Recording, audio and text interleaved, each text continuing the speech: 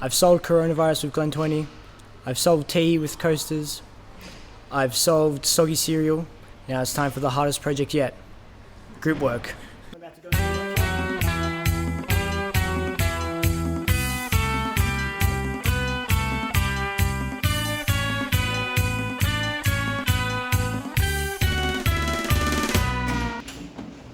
Jen, what are you doing?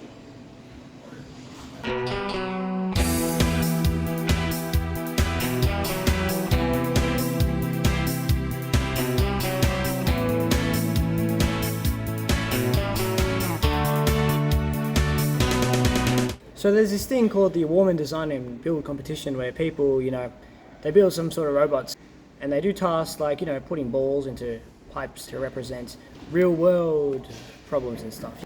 So this year, the Warman people, they're like, what if we make the ground lava? So pretty much now, you just can't touch the ground. So pretty much my group has to build some sort of robot that's smaller than 50 centimeters in all dimensions, deliver balls across a track that's almost 2.5 meters long without even touching the ground. After a billion different drawings and designs, we came up with this. You had the top part of the chassis which would hold and deploy the balls when necessary, the telescopic arm which would extend to specific distances to reach all the other pipes, some sort of rotating system to rotate the entire chassis to aim, and finally the bottom half of the chassis which will just keep everything attached to the floor. We've got this visualization here, so you got the telescopic arm there and it goes and then the ball like that, it goes like that, and then it rotates off. There's only two things you need to know about me. One, my name's Jared. Two, I'm the problem solver. Jared has a bachelor's degree on getting things done. Some say his name was previously Will, because when there's a will, there is a way. And there definitely is a way when Jared's involved. But probably not the right one. Since me and Jared are the only mechatronics students on the team, me and him are forced to do all the coding and all that types of stuff. Jaden, can I please go back to the kitchen? My name's Yasmin. Everyone calls me Yaz for short. Yaz is the team leader, so she's responsible for everything. Because the rest of us are idiot, antisocial boys, she's the one that makes things happen, like the meetings, the design, and all that types of stuff. Not because she's a girl, but because she's a good person. So who are you? I am What do you do? Nick. What do I do?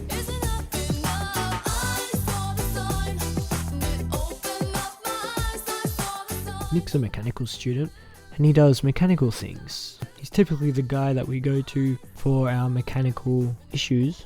He knows these complex things like, what is a pulley? And how do springs work? Are wood screws made out of wood? These are the questions Nick can answer, and more. Oh look everybody, it's Ashan. We're gonna fail.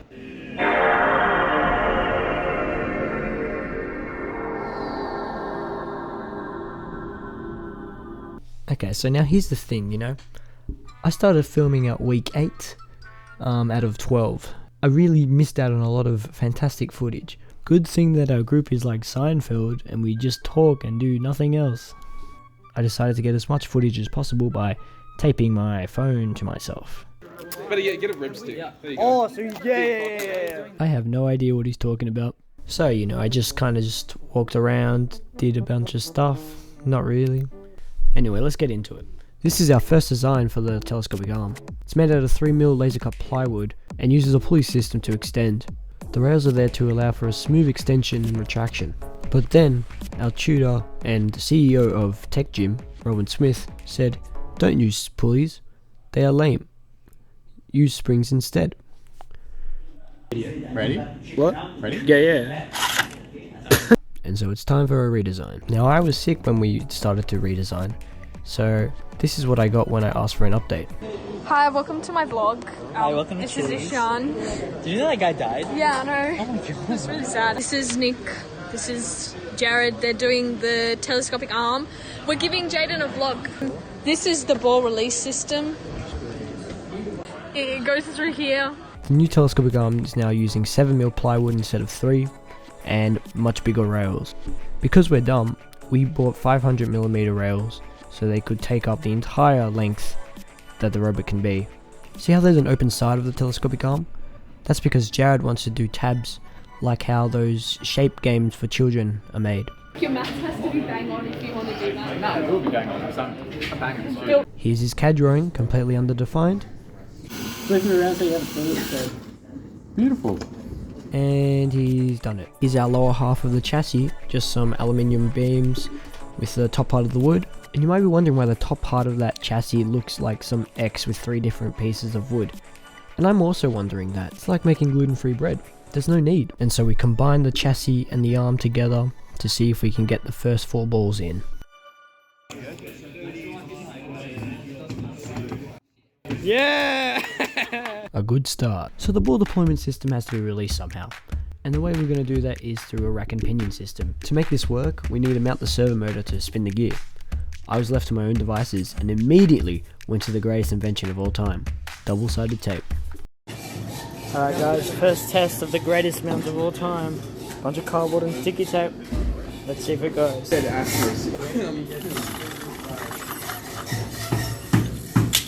I am the great. To test reliability, I tried it again. This is take 2 to make sure it's reliable. Uh-oh. The group was less than impressed with my efforts and then tasked the Shawn to make the mount with wood. And the second best invention of all time, hot glue. It's right next to you. Is on? No. Oh my god, you're so useless. You're always as useless as me. The robot can now do this. Yay! Now all we had to do was make the rotating chassis system and everything automated. The rotating chassis system is just a big pulley that rotates the entire thing. We thought we were going to have a lot of trouble doing this, but then we realized big bearings exist. To automate the ball deployment system, Jared and I measured the time it takes to release all the balls, and then divided by 6. From there, we could use trial and error to fine tune our spaghetti code, which was base boosted up to 1,000,000 since we took out the potentiometer from the servo so we could make full revolutions. We also realized that if the gate fell off the robot, we'd lose points. To solve this, we attached a piece of string to the ball deployment system and the gate, so they were all connected. Yes. No. That would come out though. Yes. I don't know why it isn't. Oh yeah, there you go, perfect. Perfect. It was now time to automate the telescopic arm. This was by far the most draining part of this robot, but it did give birth to the greatest idea of all time, the lead screw idea.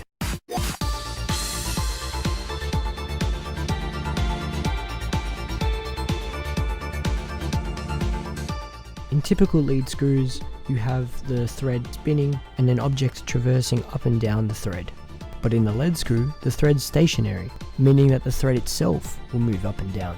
This can be used to release the telescopic arm lengths one by one, and can be controlled using a stepper motor attached to a gear. Jared, watch this. Does it work? It's working really well. I don't know what's different from me turning it by hand. That's because it's getting. Oh, Yeah, the nuts. Oh. no wonder it wasn't working at all. Turn it on. It's drilling down. It's going down. It's rotating the wrong way. No way. Oh, No, wait, don't tell me it's been doing that the whole time. No shot. I can't. It's been rotating the wrong. Unfortunately, the lead screw idea had to be scrapped. This is because we are monkey brains and unable to manufacture anything properly. Not only that, but we were severely overweight. This is largely due to the rails used. The weight limit was 6 kilos, so we needed to redesign the telescopic arm again without rails and find a new way to release the arm itself. And so we did.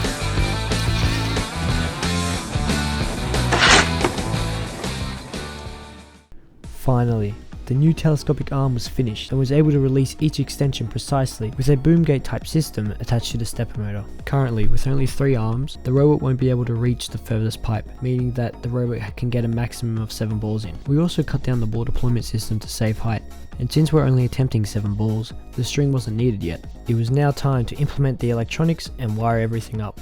Here's the switch. Okay, now Jared, test the continuity. Yeah. What is it currently on or off? It's currently on. Wait, where is it?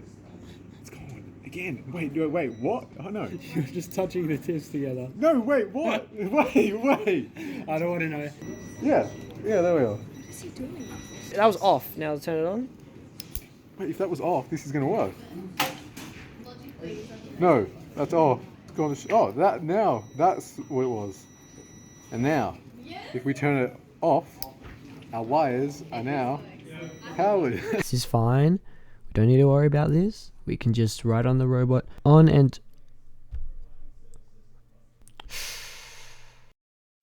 Yeah, that'll work. We then adjusted the voltage regulators in the most efficient way possible. Don't know why. In the middle of the air. And everything was good to go.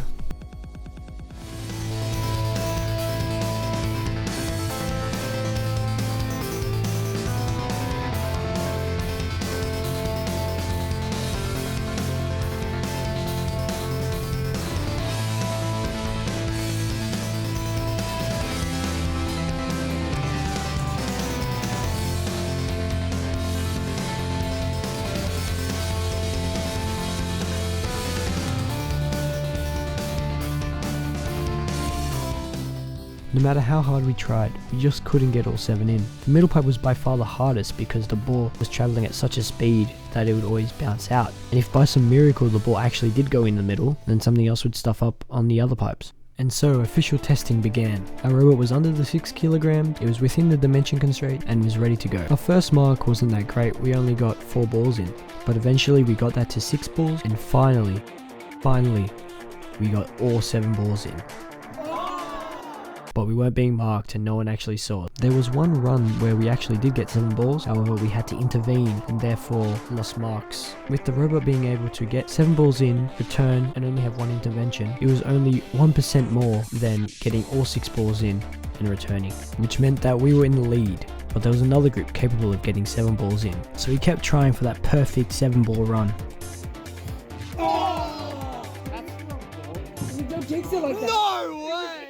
Unfortunately, the large amount of testing we've done on the robot has taken a toll, and maintenance was becoming a big issue.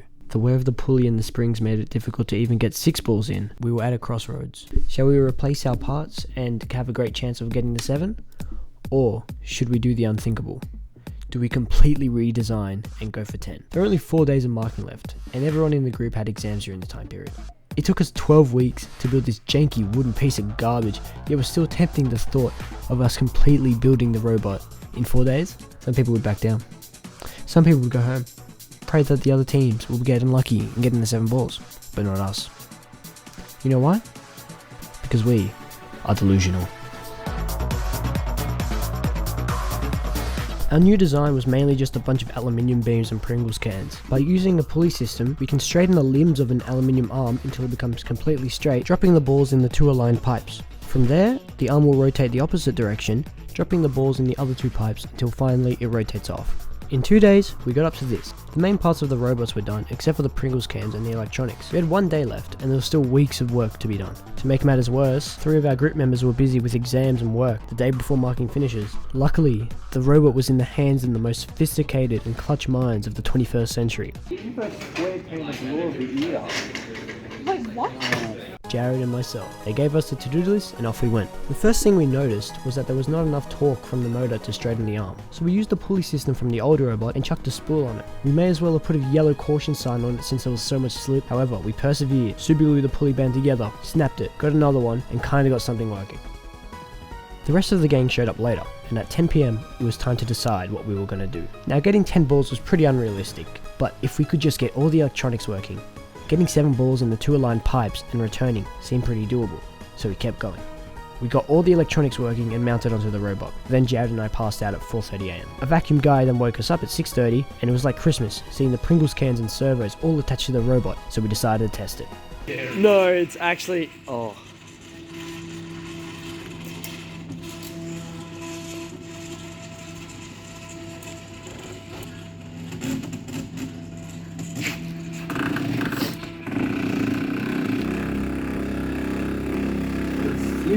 Yeah. Oh, it's done. There were still major problems with the robot. Even with the pulley system, we still didn't have enough torque, and this wasn't helped by the slipping. So Rowan gave us a big boy motor, 6 times the torque of the current motor at least. But then, the other group, who was also going for 10 balls, decided to give up. Marking was finished, and we had done it. We had created the best robot in 12 weeks, and a fairly decent one in 4 days. Some may look at the time we spent redesigning as a waste, since it didn't amount to anything. And it was, but at least we tried. We may not have gotten all 10 balls in. We may not have had the best design and manufacturing.